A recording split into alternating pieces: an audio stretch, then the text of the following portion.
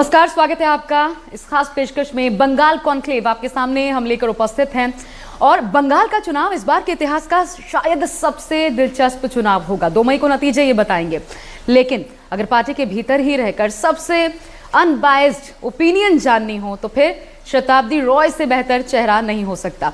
एक तेज तर्रार नेत्री और एक बेहद खूबसूरत चेहरा जिसने 2009 में जब बीरभूम में कदम रखा तो फिर वहां की जनता ने उन्हें अपना लिया, सर आंखों पर बिठा लिया और लगातार 2009 से 2019 तक सांसद शताब्दी राव हमारे साथ इस वक्त मौजूद हैं। बहुत स्वागत है मैम आपका। और सबसे पहला सवाल मैम, क्योंकि इतने चेहरे, कद्दावर चेहरे पार्टी को छोड़ के गए हैं, ऐसे में इस बार के चुनाव को आप कैसे देख रही हैं? इस चुनाव जैसे बहुत सारे पार्टीज का है मुद्दा है, लेकिन इससे मैं ये सोचती हूँ ये सेल्फ असेसमेंट का चुनाव भी है। जो लोग हम लोग के पार्टी से गए वो अल्टीमेटली हीरो है या ममता बनर्जी के शैडो में वो हीरो थे, ये भी सोचने की बात है और वो खुद भी जानेंगे क्या है क्या नहीं है। इसलिए हम लोग भी सोचते हैं चलो मेरे लिए मैं जीत गई, एक्चुअली क्या मेरे लिए मैं जीती या ममता बनर्जी के लिए जीती, ये सब सेकेंड मई में सब कुछ प्रूव हो जाएंगे। इसलिए ये चुनाव बहुत सारे पॉलिटिशियंस का भी चेंजेस का उसका अपने आप के लिए क्या सोच है वो भी बदलने का भी टाइम है। और खुद ममता बनर्जी के लिए नंदीग्राम से शुभेंदु अधिकारी के साथ। लेकिन एक बात बताओ, इस बार भी ममता बनर्जी जीतेगी। आप बहुत सारे लोगों से मिल रहे, पार्टी के बाहर से भी, जो पब्लिक से मिल रहे ना, मैं भी ये आप लोग का इंटरव्यू देखते रहती हूँ, मतलब पब्लिक के साथ जब जितना बातें करते हो तो उसमें हमेशा मतलब 10 में तो 8 ममता दी के फेवर में बोलते, 2 अगेंस्ट में बोलते। वो तो हो ही सकते, 2 टर्म के कोई भी सरकार रहे उसका तो 100% कोई काम नहीं कर पाएंगे और ज़िंदगी में लेने और देने में हमेशा फ़र्क रहेगा ही। तो इसलिए लेकिन जब मिलेंगे, जब मैं रैली कर रही हूँ, मीटिंग कर रही हूँ और सब ने कर रहे, तो पता चल रहा है पब्लिक का अभी भी ममता बनर्जी के लिए प्यार है। सो जीतेंगे। 200 प्लस बीजेपी कहती है, ममता बनर्जी कहती हैं पिछली बार से ज़्यादा, तो फिर ये होगा कैसे? ये जो जैसे हम लोग मजाक से बोलते हैं, बांग्लादेश से जो आते हैं ना, वो बोलते हैं मेरे इतना ज़मीन इतना ज़मीन इतना ज़मीन, तो जोड़ेंगे तो लगेगा जो ये पूरा दुनिया का ज़मीन है। ऐसा ही 200 वो बोल रहे, 200 ये बोल रहे, फिर है कितना सीट्स।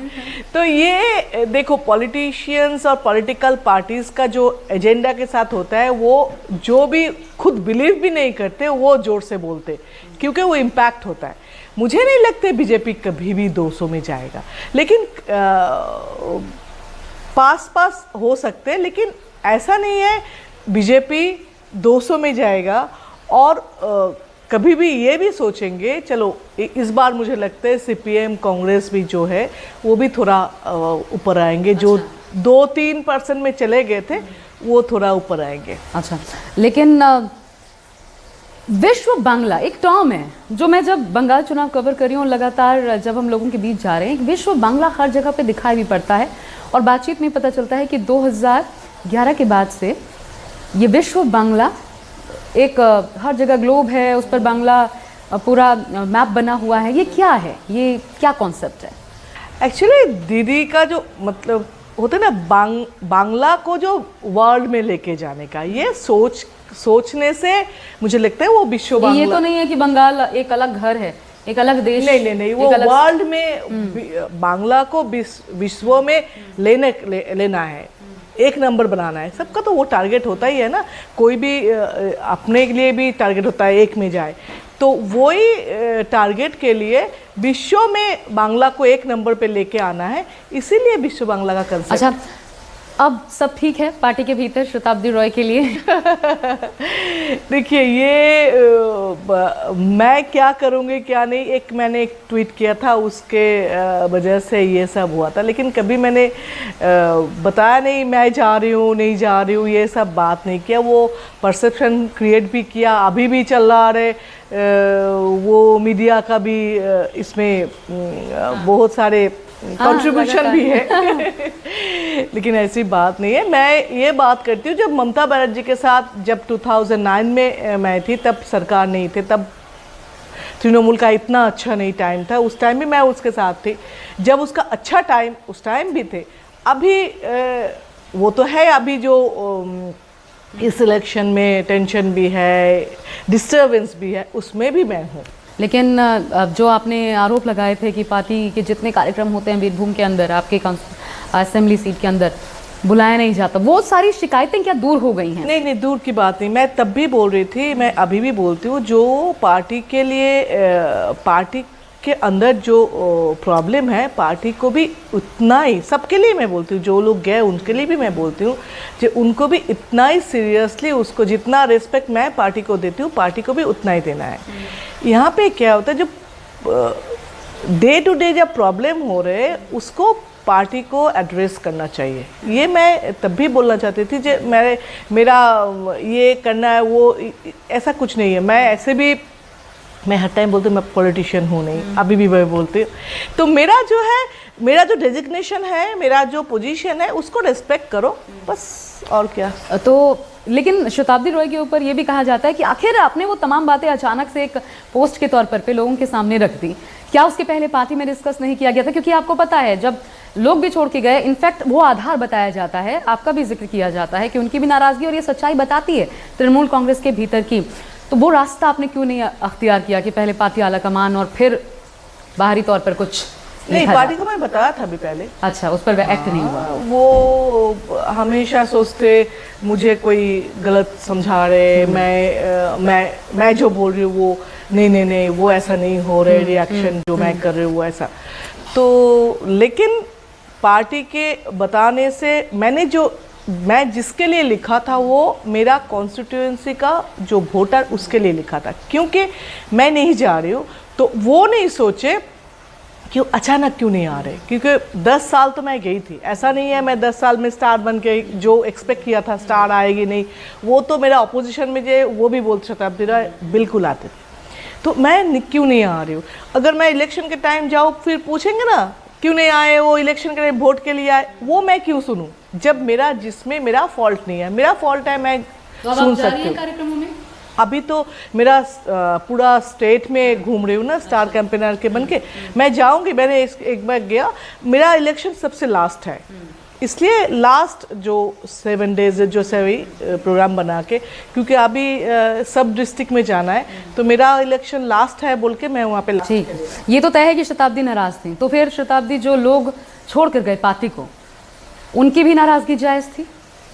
मैं हमेशा बोलती हूँ सबका एजेंडा अलग अलग हो सकते हैं, लेकिन बेसिक जो नाराज़गी वो बेसिक सबका सेम है।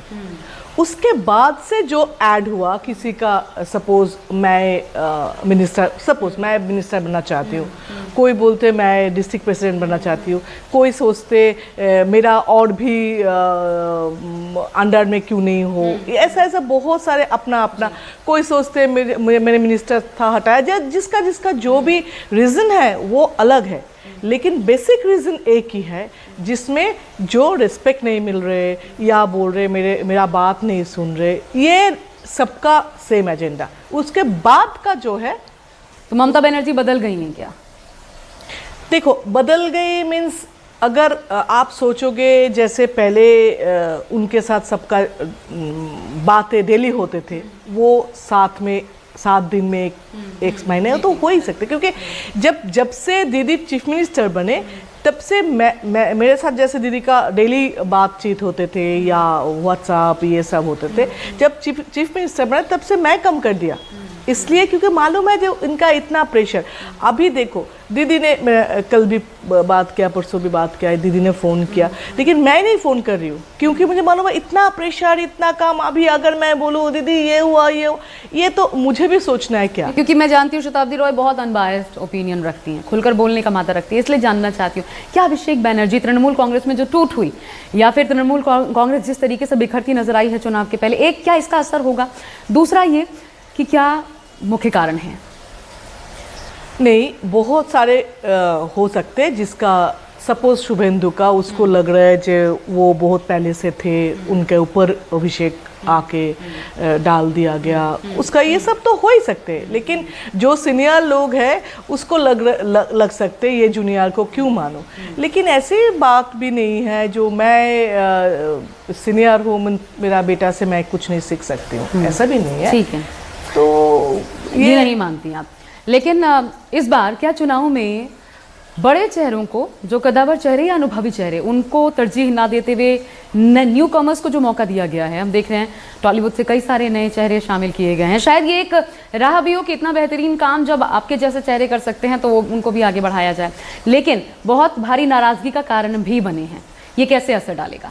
देखिए, जिसको टिकट नहीं मिलेगा, जो लोग इतना बताते हैं हाँ टिकट नहीं मिले तो क्या है पार्टी कर, ये तो ऐसा कोई भी एक ह्यूमन बीइंग को मुझे दिखाओ जिसको टिकट नहीं मिलेगा भी खुश होके बोलेंगे हाँ मैं खुश हूँ।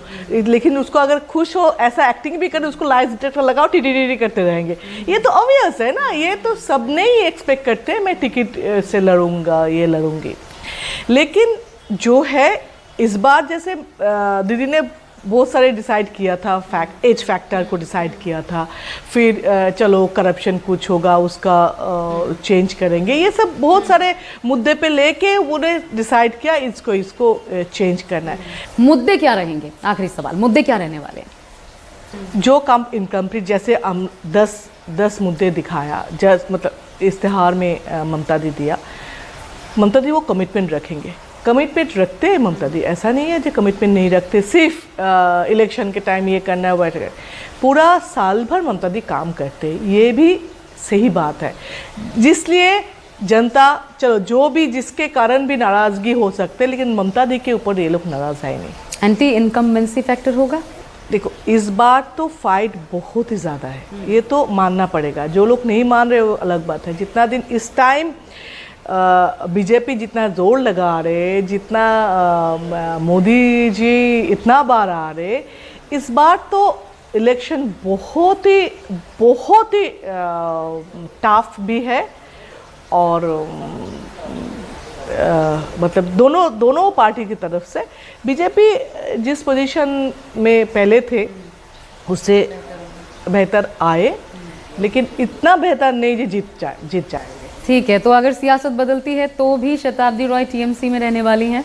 हाँ, सियासत के साथ तो शताब्दी रॉय के साथ लेना देना नहीं था, क्योंकि जब सियासत में नहीं थे तब भी मैं थी, जब सियासत में थे तब भी, अभी सियासत में होने वाला तब भी मैं हूँ।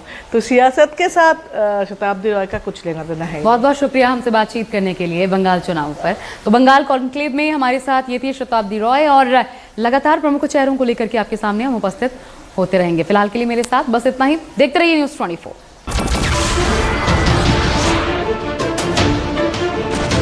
नमस्कार, मैं हूं मानक गुप्ता। अगर आपको हमारा ये वीडियो पसंद आया हो तो इसे लाइक और शेयर जरूर करें, और हाँ, हमें सब्सक्राइब और फॉलो करना ना भूलें ताकि आप देश और दुनिया की कोई खबर मिस ना करें। तो जुड़े रहिए हमारे साथ और देखते रहिए न्यूज़ 24।